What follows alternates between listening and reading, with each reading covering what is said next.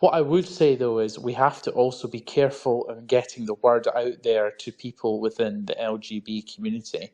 For those who aren't aware, Fred Sargent has tweeted this evening a photo of Clickbait Comic, also known as Pink News, and their headline, which was, well, the LGB won in court, but did they really win? One of the things I particularly enjoyed about a lot of the press coverage today was that they were described as a trans charity, whereas LGB Alliance were very much about, a lesbian and gay charity. But one of the things that I think was really good from the tribunal was the fact that we got really clear evidence from Bev and Kate about dragging lesbians through the court because they were just talking about lesbians and not trans.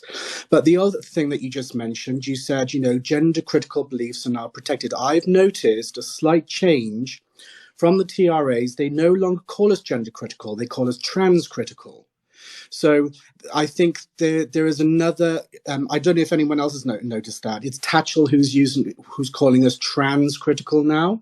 I would just like to say, the LGB Alliance are very clear in their statements that they do support what they classify as trans people, and they talk very supportively that they don't have an issue with trans people. Personally, I don't believe in the whole trans concept.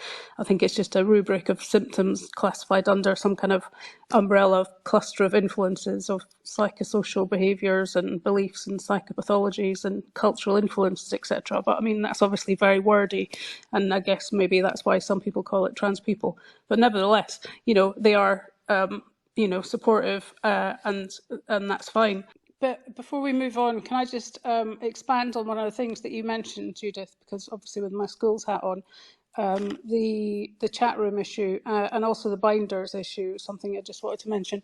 But I'm going to put an article up in the Nest in a minute, which basically goes back to October 2022, which is Trans Charities Chat Room for Children condemned as irresponsible free-for-all, and essentially you're right about the fact that the children were basically being advising each other on health issues, but also sharing their personal information and then going off into Discord together, which was obviously a huge safeguarding issue. And in fact, Mermaids isn't the only organisation where we found this, because Cooth is another big organisation that schools use, where children are giving each other mental health advice, and adults infiltrate it, potentially, they could be paedophiles, etc. But also there's the whole Mermaids sending binders being involved as well. So I'm going to put that up in the Nest for people to have a little look at too. Thank you. That's really, I'm really genuinely very grateful to you for your work on this. I'm just going to go before Gavin. Gavin, I think it's over to you now. There's a quick Pink, just before we do, there is a question that I'm going to throw out there just before we let Gavin go.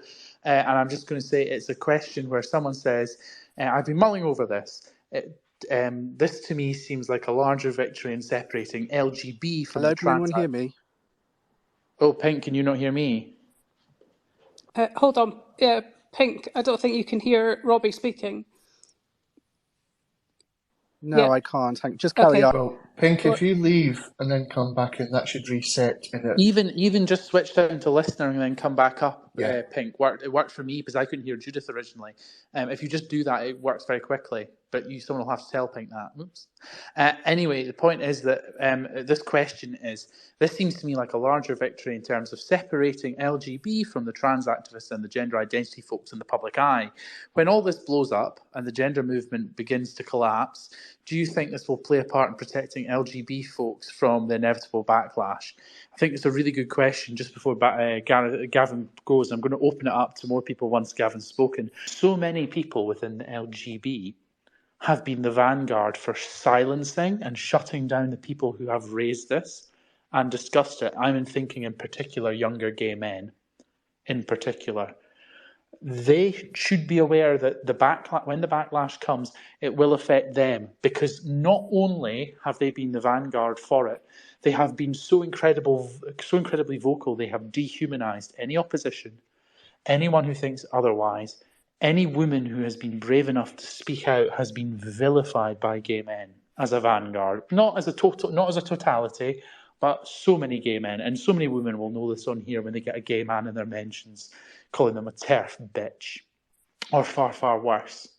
That is what is going to cause the backlash. The backlash will affect gay men.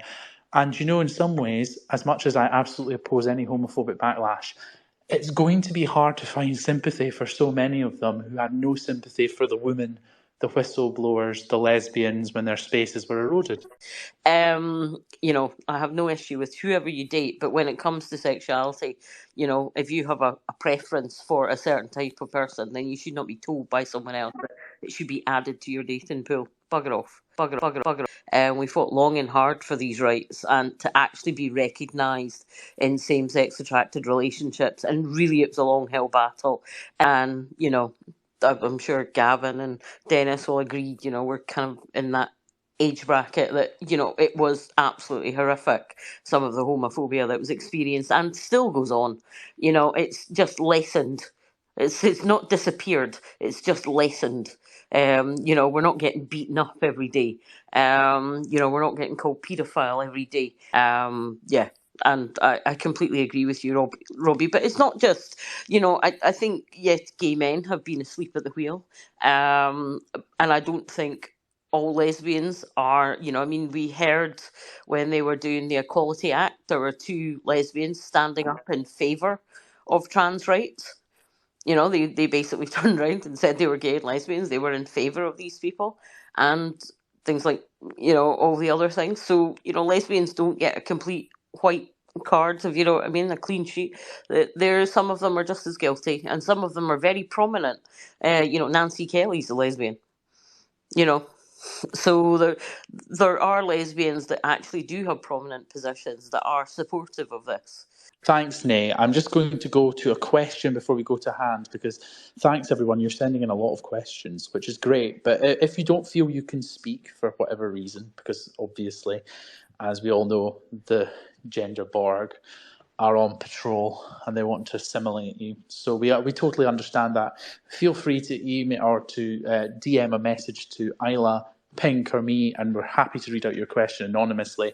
This question is a good one, though. It refers to something that is charity related, but not quite related to the LGB Alliance. When it is, what do you feel about the video of the Terence Higgins Trust chief, in specific, suggesting that trans or gender affirming care was a solution to curing HIV? Now, I have plenty of thoughts on that, but I think there is someone eminently more qualified in the room to discuss that, and I think that that's Pink. I don't know if Pink's seen the video, though, but I think Pink may have seen the video, and he's probably far more qualified to comment on this than I am. What? I don't know anything about this. Tell me what that question or point was again. So, Pink, I'll just tell you now, I sent a video to Barry for Barry to put up because it was shocking. The CEO, Richard Angle of the Terence Higgins Trust, said that one of the key tools in the arsenal of defeating HIV without a cure or vaccination was gender-affirming care, and that gender-affirming care prevents the transmission of HIV and therefore AIDS. Your opinion, please? There are no words in the multiverse for me to actually respond to that utter bullshit. I've never heard anything so surreal or ridiculous as what I've just heard. Pink, if you want to see the video, it's on Barry Wall's YouTube, and you can literally watch it for yourself, and then you can see the statement that was made alongside it if you want to see that. People are saying HIV versus gender-affirming care. That's just a question that's coming right now.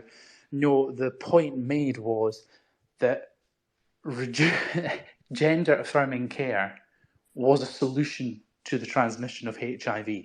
Hello, I hope y'all can hear me okay. Just a quick pop in to say congratulations to everybody. And it's such a great day. I'm really, really happy to be hearing all of you speak, gay, bisexual, and lesbian people. There's so much interesting stuff to talk about here. We're all getting together and we're all making such great points. This is also great news for people outside of the United Kingdom. particularly all of the LGB Alliance sister organizations, including LGB Alliance Canada, which I'm a part of. This is such a great precedent that's been set. And I think it's really exemplified by something that almost slipped past many of our radar, perhaps, which is that when The Guardian was reporting on the judgment today, they referred to LGB Alliance as, quote, the new gay rights organization. The new gay rights organization. And, you know, it's just incredible that we've had to fight this fight for so long just to be recognized as a gay rights charity, just to establish that us and allies of LGB Alliance we have legitimate views. We are a group of people with legitimate views. So just the fact that we've gotten The Guardian to recognize LGB Alliance as the new gay rights organization and not an anti-trans hate group is, to me, like, we can really see the end in sight. So it's really, really exciting news. That's really all I wanted to say. Except, again, thanks all of you. I really just wanted to chime in to thank you all, because this is really such an interesting chat. Cheers. Now, what really needs to happen here, and I'm sorry to say this for gay men, is gay men actually need to lose their spaces in many ways. Gay men need to lose their spaces to wake up to the existential threat that is posed to them, because so many young gay men have been at the vanguard of the erasure of lesbian spaces. They have been pushing for the erasure of lesbian spaces. They've been laughing at lesbians. Gay men need to go through that themselves. Obviously, we've got quite a few hands up, but I really want to cover this about schools. I'm genuinely terrified for children and schools, the future of LGB children in schools, the future of LGB children. You know, there is no safeguarding for LGB children. Isla, it might be worth now, before we go to the next hand, pointing out a recent initiative that's been started, I think, by yourself regarding GC autistics, and it might be worth raising that as well, because obviously there's going to be a lot of news coming about how autism is affected and steps that can be taken. So you might want to have a little talk about that now. Yeah, okay. If you want. Not that I'm a big plugger. Right, I've started a new group, a new project. I'm starting a project gathering up all the autistic people, GC autistic people, to basically lay down a whole new set of information in social media, on YouTube, to try and basically let young people know that they are not trans. Next, I believe it's TM. Hi, I think some of you may have experienced me on Twitter. Not a happy woman right now. Maybe totally off point here. But one of the things I just want to say about all of this is porn. Okay.